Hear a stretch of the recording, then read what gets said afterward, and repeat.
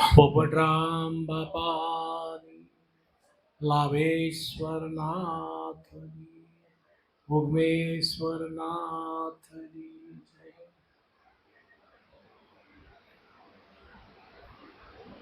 બાપા બાએ ટૂંકમાં પણ આપણે ઘણું સમજાયું કે સરિતા જ્યારે સાગરમાં ભળે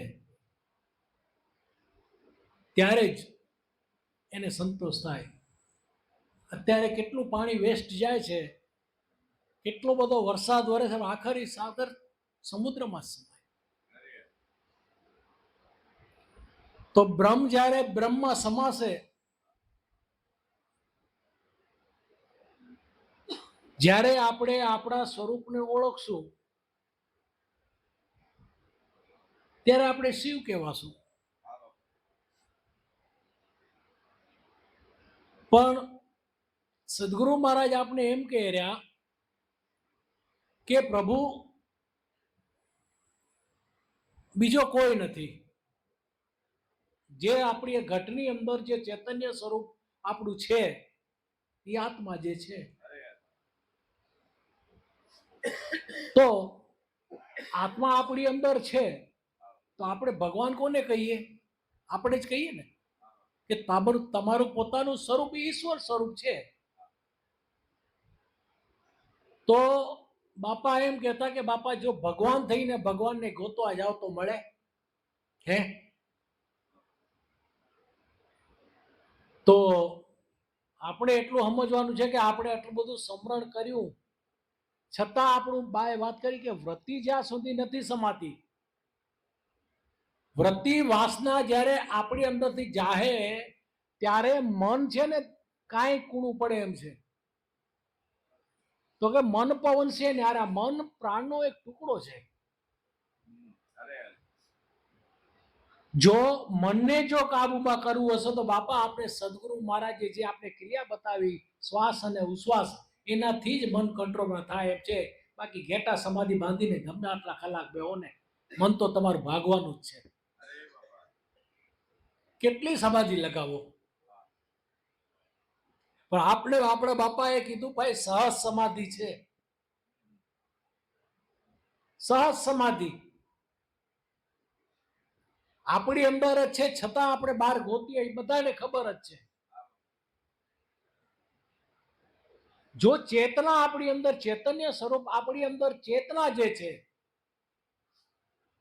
તો કહેવાનો મતલબ એ છે કે જો ચેતના આપણી અંદર હે, આત્મા અજર અમર છે, તો યમરાજ કોને લઈ જાય છે? યમની તાકાત છે કે ચેતનાને આત્માને લઈ જઈએ કે? તો આદિ શંકરાચાર્ય એમ કહે છે કે જે ચેતના જે છે, ચેતનાને કોઈ કાંઈ કરી શકે એમ નથી. નથી યમદૂત લઈ શકતા, નથી ભગવાન કાંઈ કરી શકતો. જે ચૈતન્ય છે એ ચૈતન્ય જ છે. જે ચેતના તમારી અંદર છે એ ચેતના છે જ. તો કે ઈ તો પછી જાય ક્યાં છે? તો બ્રહ્મ જે યમદૂત છે કોને લઈ જાય છે? તો બાપાની સમજણથી અને બાપા સદગુરુ મહારાજ આપણે વિચાર કરો તમે કે કેટલું ઊંડું આપને જ્ઞાન આપે કે જો ચેતના જો મૃત્યુ પામતી ન હોય તો યમ કોને લઈ જાય? તો બાપા યમ કોને લઈ જાય છે ખબર છે? તમારા કર્મ અને તમારા કાળને. બાકી તો હવે દાખલા તરીકે તો પ્રશ્ન કરે છે તો આદિત્ય શંકરાચાર્ય એમ કહે છે કે તમે એમ કહેશો કે જો કાળને લઈ જતા હોય તો યમનું કામ શું? તો યમ એક વ્યવસ્થાપક છે. તમારા જે કર્મ જે છે એ કર્મ જે કરેલા કર્મ છે એ હિસાબે યમરાજના દૂતો તમે કેવા કેવા કર્મ કર્યા છે, આગલા જન્મનું તમારું જે જે ભાથું બાંધવાનું છે ત્યાં ત્યાં તમને શું શું ભોગવટો ભોગવાનો છે ને ત્યાં બાપા એ લઈ જાય છે. યમ કોઈ ખરાબ નથી. ત્યારે બાપા એમ કહેતા કે ભાઈ આપણે મૃત્યુનો ભય છે, પણ બાપા એમ કહેતા કે રોજ મૃત્યુને યાદ રાખો, રોજ યાદ કરો. તો તમે મૃત્યુથી ભય જ નહીં લાગે. કારણ કે જાવું તો છે બધાને, જાવું છે. તો મૃત્યુ શું ચીજ છે?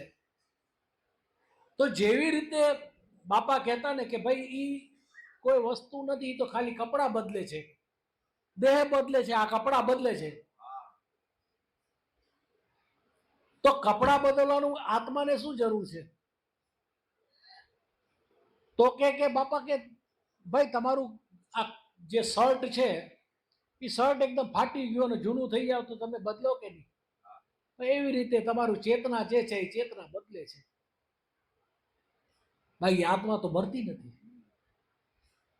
તો તમે એમ કહેશો કે ભાઈ આ દીપક છે, જેવી રીતે દીપક છે તો દીપકને તમે બુજાવી નાખો તો શું એની અંદરથી અગ્નિ પ્રગટતી જે મટી ગઈ? મટે? જો ચેતના તમારી અંદર જે છે એ અગ્નિ પ્રગટી એ પાછી પ્રગટ થઈ ને, તમે દિવાસળી નાખી, એવી રીતે આપણી જે ચેતના જે છે, જે આત્મા જે આપણે એને આત્મા કહીએ, તો એ જે ચેતના છે એવી રીતે પાછી પ્રગટ થાય છે બીજા શરીરની અંદર. કપડું બદલાયું જો કે, તો જે કપડું આપણે બદલાયું તો એ કપડું કેવી રીતે? અત્યારે અમારી જે ઉંમર છે તો અમારું નક્કી થાય છે બધું કે ક્યાં ક્યાં જન્મ લેવો, શું લેવું, કેવી યોનિમાં લેવો, શું ઘરવાળી બનવું કે દીકરો બનવો, કે કોઈ આપણે માગતલ થઈને આપણા જે બાકી હતા એ આપણું પૂરું કરવા આવે, શું બનવું એ તમારા કર્મને આધીન. બાપા આ બાપાનું જ્ઞાન બહુ ઊંચું હતું. બાપા તમારા કર્મને આધીન બાપા તમને આ બધું મળે છે. ત્યારે તો કહે છે કે સારા કર્મ કરો, સત્કર્મ કરો, સત્યના માર્ગે ચાલો.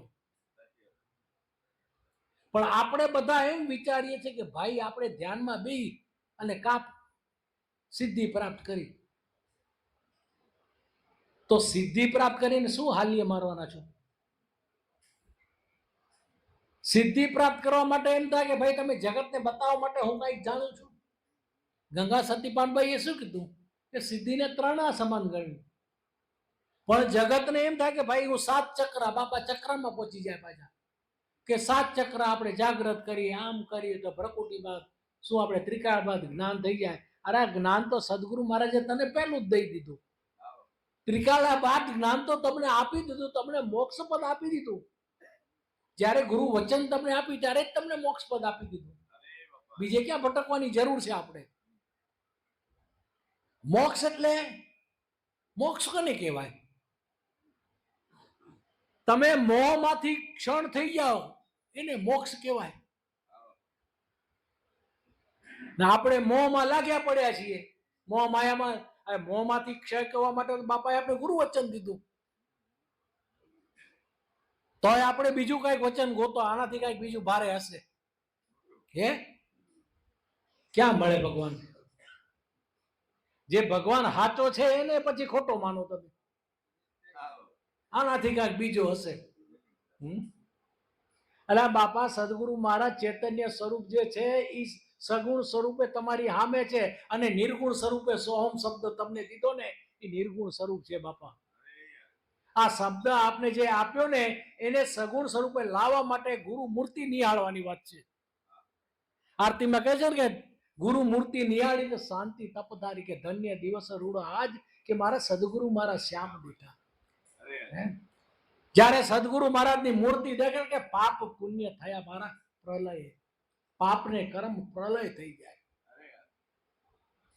કારણ કે જ્યારે તમારું ચિત્ત સદગુરુ મહારાજના સ્વરૂપમાં લાગે એટલે તમારું બીજે ક્યાંય ભટકે નહીં. જો તમારું ચિત્ત ક્યાંક બીજે ભટકતો તો કર્મમાં બંધાવ. એટલા માટે ધ્યાનની મૂર્તિ આપણે સદગુરુ મહારાજ આપી છે. તો મંદિરની અંદર મૂર્તિ, તો મંદિરમાં ભગવાન નથી? ઘણા પ્રશ્ન કરે. તો બાપા કે છે મંદિરમાં ભગવાન તો છે. તમે બાલ મંદિરમાં જાઓ તો પહેલું તમને શું શીખાડે? લખોટા શીખાડે. તમને ડાયરેક્ટ વત્તા ને ભાગાકાર ને ગુણાકાર ને શીખાડે. તો મંદિર એ આપણે ભક્તિનું પહેલું પગથિયું. ભગવાન એ પહેલું પગથિયું છે. ધીમે ધીમે ધીમે ધીમે ધીમે ધીમે ધીમે પાછી નવતામાંથી નવી ઇન્દ્રિયોમાંથી બાકા આપણે આરતી ગાઈ, મોઢેથી ગાઈ, આપણે ટોકરી વગાડી, બરોબર ને? એમાંથી ધીમે ધીમે ધીમે છૂટાવી નવી ઇન્દ્રિયોથી પર કરાવી અને જ્યારે તમારું મન જ્યારે શાંત થશે ત્યારે 10મા દ્વારની ઓળખાણ થાય એમ છે. બાકી 10મો દ્વાર એટલે કે બીજું કોઈ નહીં.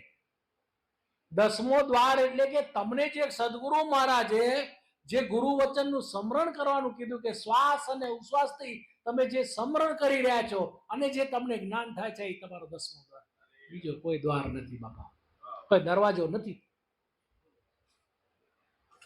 ખિડકીમાં ખિડકી પાછળના વાત કરતા હતા. આ ખિડકીમાં ખિડકી, આ ખિડકી.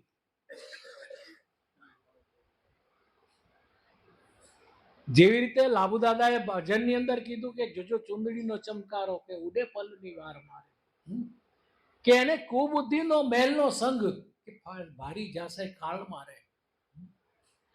તો દાદાએ ચુંદડી કોને કીધી? આપણા દેહને કીધી. કે પૃથ્વી પર જલ પડ્યું, હે પૃથ્વી પર બીજ પડ્યું કે જલ રૂપી આકાશ, કે હાથ પગ કે કોઈ સાધન વિના આ નવ માથે કપડું તૈયાર. હે આ નવ માસે કપડું, હાથ પગ કે કોઈ સાધન વિના આ નવ માસે આ કપડું તૈયાર, કે જોજો આ ચુંદડીનો ચમકાર કે ઉડે આ પલની વાર. કે ઈ ચુંદડીમાં ચતુર્ભુજ આવ્યા, એની શોભા તણો નહીં પાન, કે પવનના વેગે ફરફરે, કે એને ઓળખો કઈ ઓઢણહાર. કે એ ચુંદડીમાં ચતુર્ભુજ આવ્યા, કે ચુંદડીમાં એ ચૈતન્ય સ્વરૂપ તમારું જ્યારે આત્મા આવ્યો અને પવન રૂપી વાયુ રૂપી જ્યારે તમારી અંદર પ્રાણ પુરાણો ત્યારે પવનના વેગે ફરફરે રહે. કે 5 વેથની પૂતળી અને 9 બૂટાની ભાત, 5 વેથની પૂતળી 9 ભૂતાની ભાત, 25 એમાં લીટ્યું કે એમાં દોરે દોરે પાડી ભાત. 5 તત્વથી બનેલો આપણો આ તંબુરો, એની અંદર 25 આ 9 ઇન્દ્રિયો, 25 પ્રકૃતિ છે. બધાના ચહેરા અલગ અલગ, હગા ભાઈઓ તો બધા અલગ અલગ છે કે નહીં? બધાના વિચારો અલગ. તો એ વિચારો અલગ કેમ? તમે તો એક જ ભાઈ માના પેટે જન્મ લીધો, ભાઈ તમે સગા. તો ઈ ત્યાં પાછું કર્મ આવી ગયું. એના જે કરેલા કર્મ જે હતા, અમે ટ્રેનમાં આવતા ત્યારે એક ભણેલી છોકરી હતી, એને ઇન્ટરેસ્ટ બહુ હતો, સત્સંગ ચાલુ કર્યો. તો કે કર્મ તો એ તો પછી તો આપણે દ્રષ્ટાંત તો દેવા પડે. તો મેં કીધું કે તું વાત સાચી કોશિશ કરો, તમે પ્રૂફ માગો તો કર્મ તો પહેલે પ્રથમ તો તમે જયારે સારા કર્મ કર્યા ત્યારે મનુષ્ય અવતાર મળ્યો, નહીતર કૂતરા બિલાડા તો હતા જ. સારા કર્મ કર્યા ત્યારે તમને આ મનુષ્ય અવતાર આવ્યો, નહીતર લક્ષ 84 તો છે જ. તો મનુષ્યના પેટે મનુષ્ય જન્મે ને કૂતરા બિલાડા નહીં જન્મે. તો એના કર્મને આધીન, તો એ કે કર્મને આધીન, કે મેં જુઓ તમે વિચાર કરો કે કર્મને આધીન તમે જીવતા હો તો કોઈ કૂતરા બિચારા એમ રખડતા હોય અને કોઈક મર્સિડીઝ કારમાં ફરતા હોય, એ એનો કર્મ. લક્ષ 84 એને સારા કર્મ કર્યા હતા એટલે, નહીતર માણસોએ કાર નથી જોઈ, સાયકલે નથી જોઈ, કર્મ. તો કર્મ કેવી રીતે ઉત્પન્ન થાય? વિચારો થકી. વિચારો થકી. તો કર્મને બાળવું કેમ? કર્મને બાળવા માટે જે તમારા ગુરુ હોય તો ગુરુ વચન આપેલું એનું સ્મરણ કરો શ્વાસ અને ઉશ્વાસ, તો તમારા કર્મ બળે. કર શ્વાસન કી સુમિરન તો કટે કર્મ કા ફાસ. શ્વાસ અને ઉશ્વાસે તમે કરો, પણ ઘણો મંત્ર લાંબો હોય. અમારા પેલા જૂના મારા ગુરુનો મંત્ર બહુ મોટો 32 અકરનો હતો, ક્યાં પૂરું થાય શ્વાસ અને ઉશ્વાસે? તો માળા જ લેવી પડે.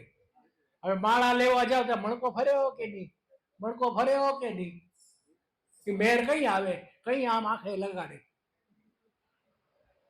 તો બાપા સદગુરુ મહારાજ મળ્યા, માવારામ બાપા, ને આપને આ સરળ સિદ્ધિ બતાવી દીધી. એક સિદ્ધિ એ સર્વ સિદ્ધિ. તમારા સ્વરૂપને ઓળખી લો બાપા, બીજે ક્યાંય ભટકવાની જરૂર. કેટલી સરળ સિદ્ધિ બતાવી. તો હજી કે ભાઈ, કારણ કે ટોળા દેખે ને માણસને, ટોળામાં શું છે જાણે કે આમાં શું છે. આપણે શું કહેવામાં, ગંગા નદીએ ગયા હતા ને હમણાં કુંભ મેળો. તો આ દેહ આપણો કુંભ છે બાપા, આ દેહ આપણો કુંભ છે. એની અંદર જે બાએ કીધું કે ભાઈ સદગુરુ મહારાજ આપને અમૃતનો રસ પીધો ને, એ અમૃતનો રસ પીયો તો બાપા બીજું કોઈ નથી, એ જ અમૃતનો રસ છે. ત્યાં કુંભમાં જવાની જરૂર નથી. કુંભ ક્યાં બીજો છે? તો જેવી રીતે જેવું પાત્ર એવો આકાર. દાખલા તરીકે ચંદ્રમાં કે સૂર્ય હોય, ઘડો હોય, સૂર્ય તો મોટો છે પણ ઘડો પાણીનો ભર્યો તો અમે કેટલો દેખાય? તો એના આકારમાં એ દેખાય. તો આકાર તો કેટલા બધા છે કે એને દોરે દોરે પાડી. બીજી વાત છે બધાના આ બીબા કેટલા અલગ અલગ કે એ ચુંદડીમાં ચતુર્ભુજ આવ્યા, એની શોભા તણો નહીં હે કે પવનના ફેરે ફરફરે કે એને કોઈ ઓઢે ઓળખે ઓઢણહાર, કે ચુંદડીનો ઓઢનાર કોણ છે અને શું છે એનું નામ? ઈ ચુંદડીનો ઓઢનાર કોણ છે અને શું છે એનું નામ? હે દાસ લાભુ કહે ગુરુ ધારજો, જે ઓળખાવે આત્મ રામ. સદગુરુ મહારાજ સિવાય માતાજી કે પિતાજીને બસો તો પોતાના સ્વરૂપની ગુરુ વગર કોઈ ઓળખાવી શકે એમ નથી બાપા. એટલે હું કે એકવાર અમને જન્મ દો કે જેથી અમે અમારા સ્વરૂપની ઓળખાણ કરી કે બાપા આ ગુરુ કેવા છે અને ગુરુની તાકાત કેટલી છે ઓને ખબર નથી. તમે તમારી તાકાતના ગુરુના બળથી જીવી રહ્યા છો, નથી કે માતાજીના ને પિતાજીના તાકાતથી. તમારી શક્તિ તમારા ગુરુની શક્તિ.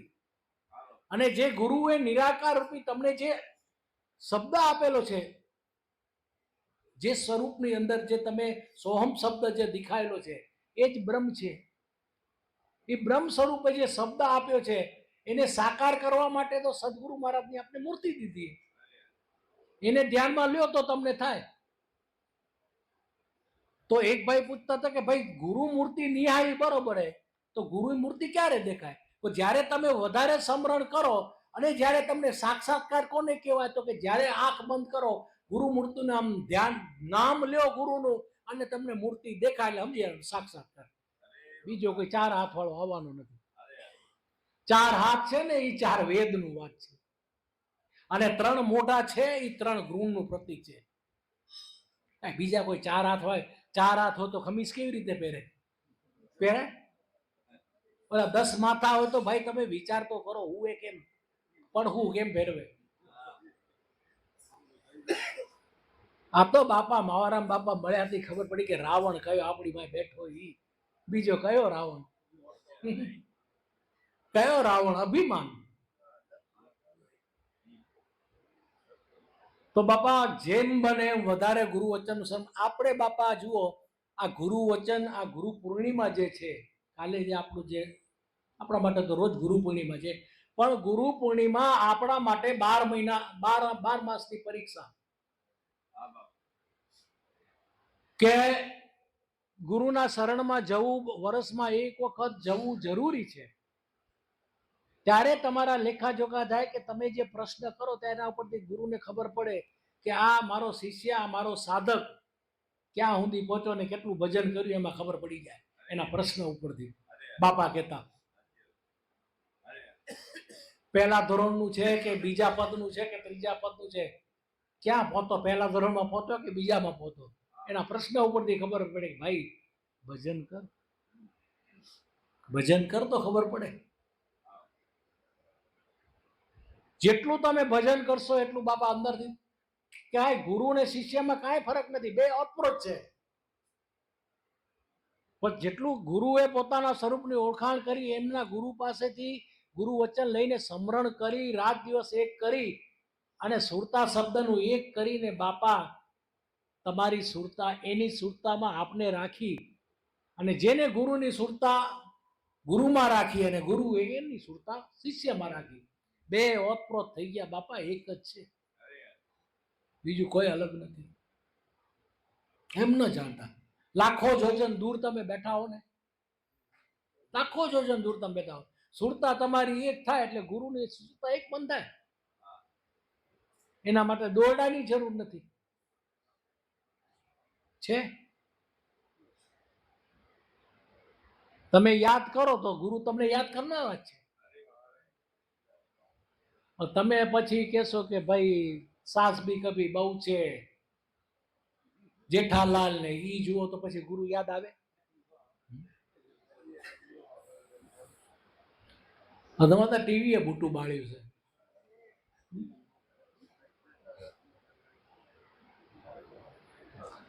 હવે આ 6 ઇંચનો મોબાઈલ એનું ટાવર પકડે છે ને આ 6 ફૂટના મોબાઈલમાં ટાવર નથી પકડાતો. હવે કરવું શું? હે, આ 6 ફૂટના મોબાઈલમાં ટાવર નથી પકડતું, સુરતા રૂપી ટાવર દેખાતું નથી. 6 ઇંચમાં આમ કરીને નેટવર્ક ચાલુ ગયું, શું કરું? પણ નેટવર્ક ચાલુ ગયું ત્યાં સુધી ભજન કરું ને ભગવાન. ઓલું નેટવર્ક ચાલુ કરો તો જલ્દી પકડાશે એન્ટેના. તરતા કહેશે ભાઈ હું ભજન ભૂલી ગયો. અભેરાઈ મૂકી દો તો ભૂલી જ જવાય ને. કોઈ સંતો આપણા સદગુરુ મહારાજ કેટલા દયાળુ કે તોય કે ભાઈ અંતિમ પડે પણ હું મારા શરણમાં લઈ લઈશ. ભલે એને એક વખત ગુરુ વચનનું સ્મરણ કરતો હોય દિવસમાં કે 10 વખત કરતો હોય, ગમે તે કે વર પછી કરતો હોય, પણ એક વખત ગુરુના શરણમાં ગયો એટલે એની જવાબદારી આવી કે અંતિમ પડે પણ બાપા એના શરણમાં બાપા લઈ લેશે. એટલો વિશ્વાસ રાખજો સદગુરુ મહારાજ ઉપર. કારણ કે ચૈતન્ય સ્વરૂપે સદગુરુ મહારાજ પોતે શિવ સ્વરૂપ, બીજા ભગવાન કોણ? ત્રણેય સ્વરૂપ એની અંદર, બ્રહ્મા વિષ્ણુ મહેશ. ગુરુ બ્રહ્મા, ગુરુ વિષ્ણુ, ગુરુ દેવન કા દેવ. વિચાર કરો કે ગુરુ દેવન કા દેવ છે. ચેલા મુક્તિ તો પાવે જો કરે ગુરુ કી સેવા. ગુરુ કી સેવા કરવી એટલે પગ દબાવવા નથી. ગુરુ કહે એવી રીતે તમે સમરણ કરો. ગુરુ કે ગુરુના કરાજ ક્યાં કરા. અને ગુરુએ તમને એમ નથી કહેતા કે તન મન ધન તમે મને દઈ દો. તમારી સુરતા મારામાં રાખો. તન મન ધન. તન એટલે કે સદગુરુ મહારાજ આપેલું જે ગુરુ વચન. મન એટલે કે એ શ્વાસ અને ઉશ્વાસથી તમને સમરણ કરો રહ્યા. અને જે ધન એટલે કે શ્વાસ અને ઉશ્વાસથી તમે સમરણ કરતા કરતા તમને જે જ્ઞાન મળે ને એ ધનની વાત કરી છે બાપા. સદગુરુ મહારાજને ઓલા ધનની વાત નથી કરવી. આ તનથી તમે જે સમરણ કરો એ વાત છે બાપા. આ તન મન ને ધન એ માગશું તો બાપા બીજી વાર કોઈ આવશે નહીં કે અમારા બાયડી છોરા છે એ ભૂખે મરશે તો તમને દઈ દેશું. અરે આપણા ગુરુ દે છે, લે નથી. ગુરુ દેવ છે, ગુરુ લેવ નથી. ગુરુ દેવ છે. સદગુરુ મહારાજે એમના ગુરુ પાસેથી લઈને વસ્તુ અમૂલક લઈ અને આપને આપી.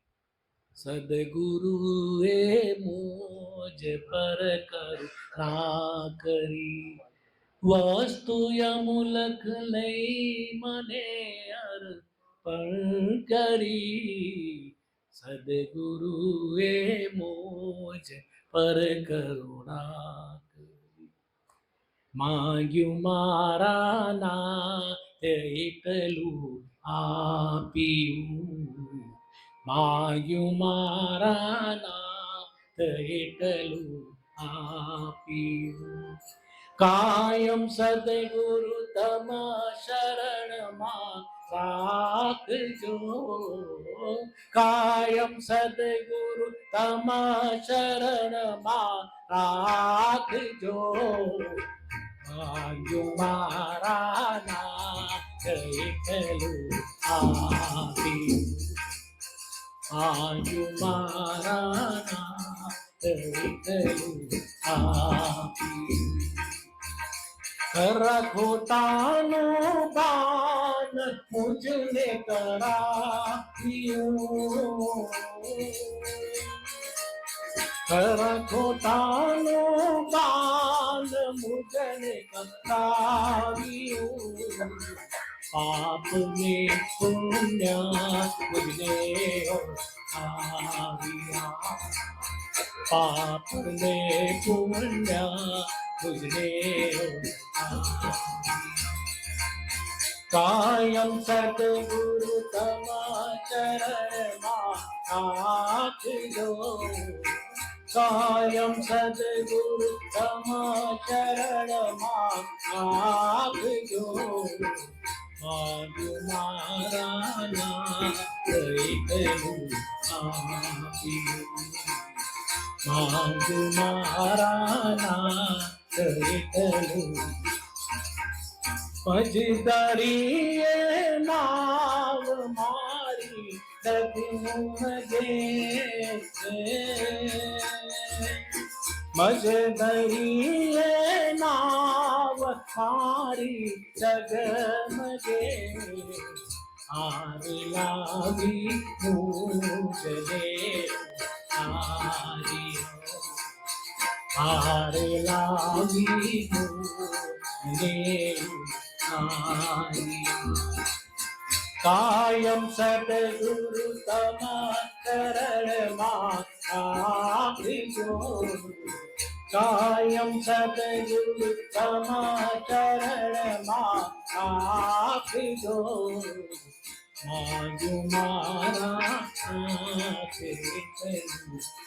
આપ્યું, માજુ મારા આપ્યું, સોહમ સોહમ ના જાપ મુજને જપાવ્યા, ઓહમ સોહમ ના જાપ મુજને જપાવ્યા, શ્વાસે શ્વાસે મુજને બોલવાયા, શ્વાસે શ્વાસે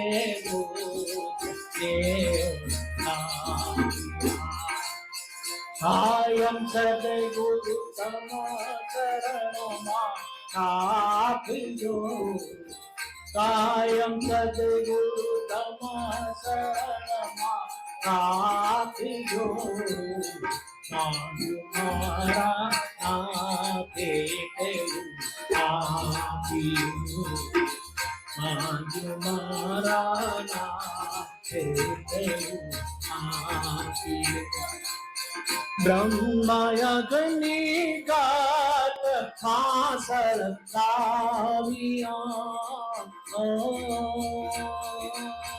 બ્રહ્માયગની ગાત માસળ કાવ્યા, આસ્થા કેરા તમોએ પાયા, આસ્થા કેરા તમોએ પાયા, કાયમ સદગુરુ તમા શરણમાં રાખજો, કાયમ સદગુરુ તમા શરણમાં રાખજો, માજુ મારા નાથે કયું આપ્યું, માજુ મારા નાથે કયું આપ્યું, દાસ ભરત ને સદગુરુ પાવારામ મળ્યા,